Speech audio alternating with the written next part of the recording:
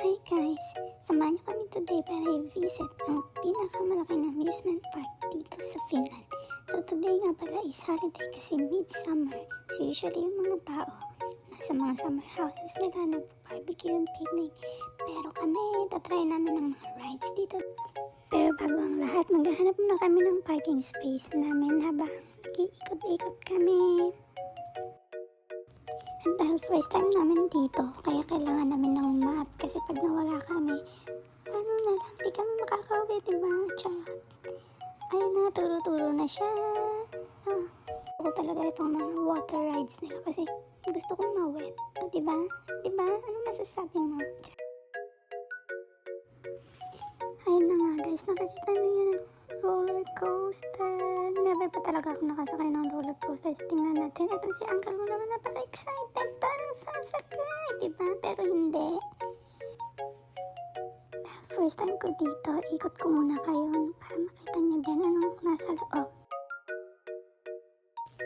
At yan guys, yun yung ride at tatapon kayo pa uwi. Meron pang isa doon. Hindi ko alam yung name pero hindi ko siya itatry. Parang takot ako sa heights eh.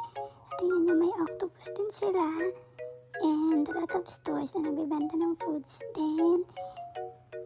And this is also, I don't know the name of this, pero ito din yung, naku, makakauwi ka niyan pag sumakay ka dyan. But we are so excited for the roller coaster. Charot lang. Ayaw talaga sumakay guys. Pero itong si uncle mo, tingnan mo, napaka-excited naman. And ako, syempre, hindi daw sasakay. A few moments later.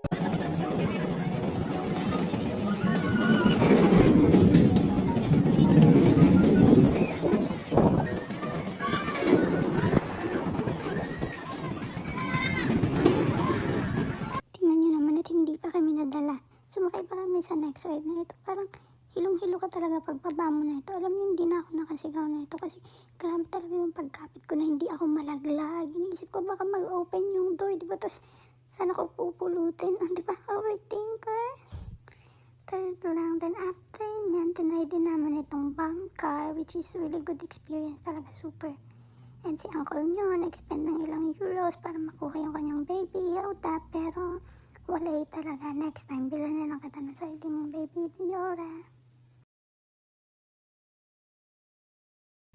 So worth it talaga dito guys.